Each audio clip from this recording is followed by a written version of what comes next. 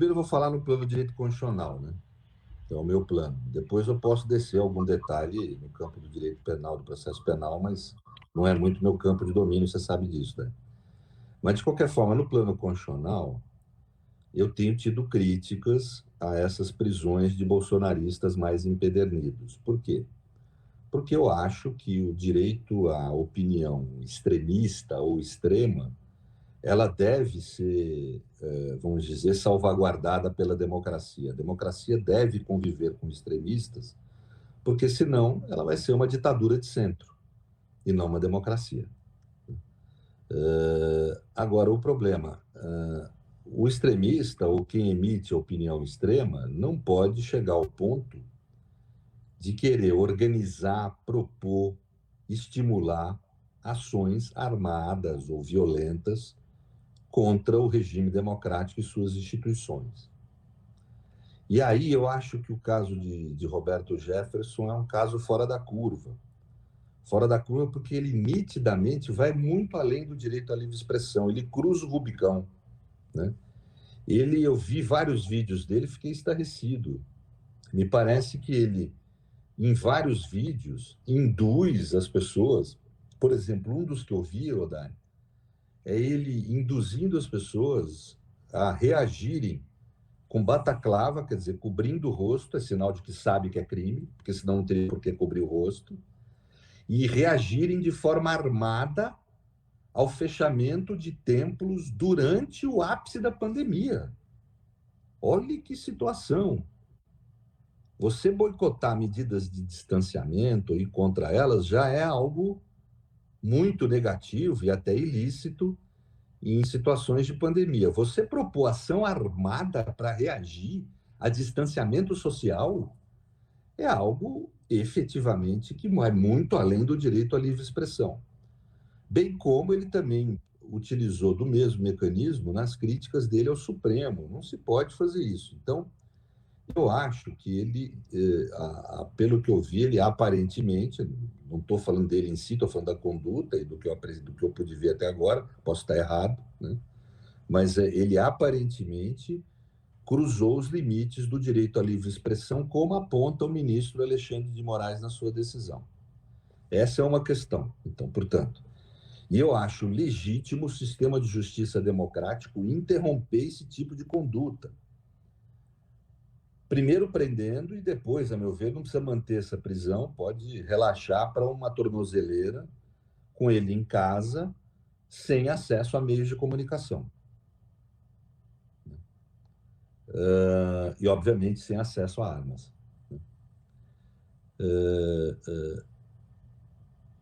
Tá dando para ouvir, Dai? Perfeitamente, professor. Tá. Agora, existe uma crítica que pode ser feita à decisão, que eu acho que é no plano da fundamentação. Eu não gostei da fundamentação da decisão. Ele deveria primeiro ter colocado, até por uma questão pedagógica com a sociedade, de orientação da jurisprudência, portanto, orientação de decisões, né? Ele deveria ter falado de uma forma mais próxima dessa que eu falei aqui, para colocar claro qual que é o limite entre o direito legítimo à livre expressão e o seu abuso. Estimular ou pregar, convocar ações armadas contra instituições de Estado é crime, não é direito à livre expressão. Eu vi que tem gente falando, né, que seria direito à livre expressão dele. Não é, gente. Nenhum direito é ilimitado. Você admitir um sujeito portando arma de fogo como ele, pregando o que ele estava pregando, querendo dizer que isso é direito à livre expressão, é você dizer que o direito à livre expressão não tem limites. E ele tem. Qualquer direito tem limites. Se eu me reúno com pessoas para planejar um assalto a banco em casa e a polícia me pega fazendo isso, eu não posso dizer que aquilo ali é um direito à livre reunião. Porque é óbvio que o direito à livre reunião de pessoas não inclui a possibilidade de reunir para cometer crime. Ou seja, todo direito tem limites.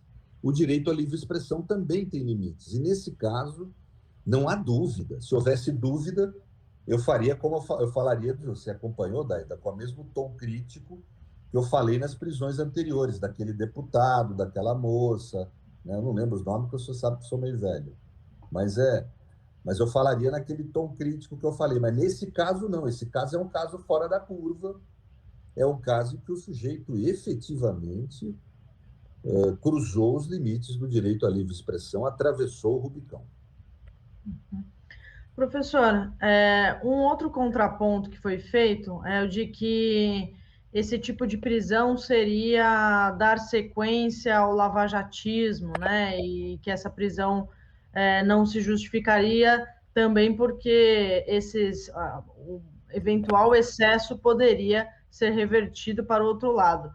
Isso é uma posição mais política, né? Mas como é que o senhor vê nesse caso do Roberto Jefferson, dá para se aplicar essa comparação? Veja, eu sempre fui contra prisões desse tipo por conta da defesa dos direitos. Esse sempre foi o meu fundamento. Né?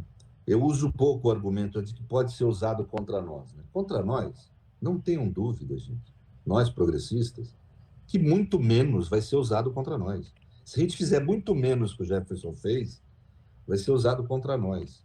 No dia que você tiver um presidente de partido como ele, um Boulos, na mídia, propondo o que ele propôs, vai ter tanque na rua.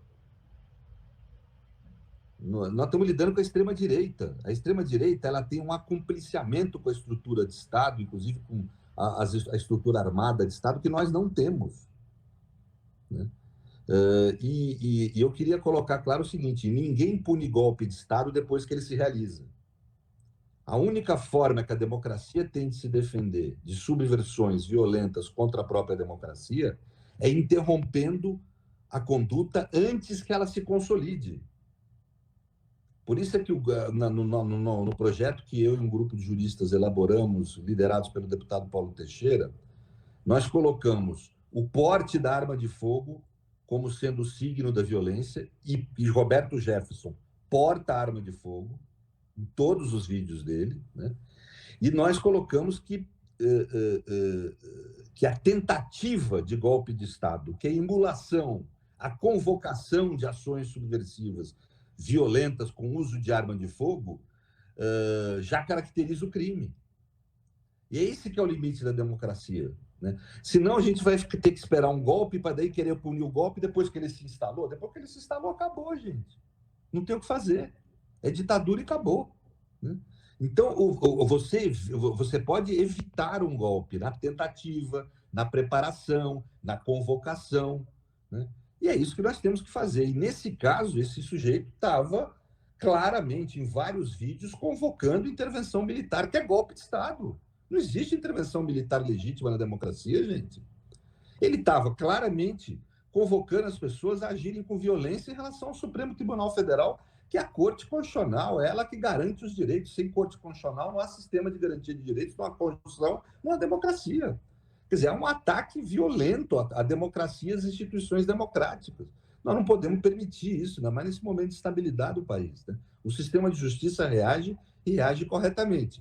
A prisão preventiva, eu sou totalmente contra a banalização dela.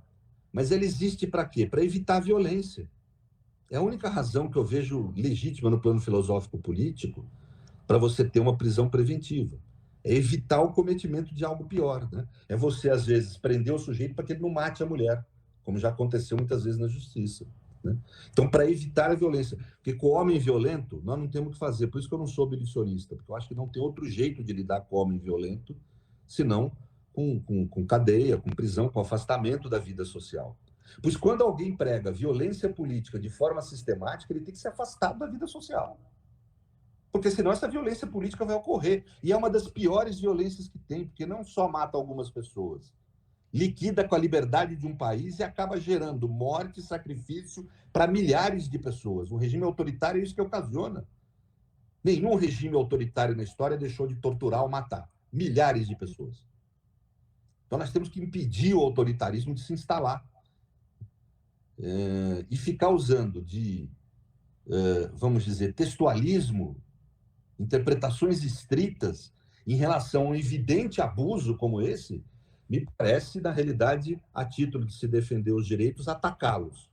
Porque quando se permite esse tipo de conduta, o que se está fazendo é atacando todo o sistema de direitos. É muito pior do que atacar o direito individual de uma pessoa. é atacar todo o sistema de direitos, é atacar a democracia.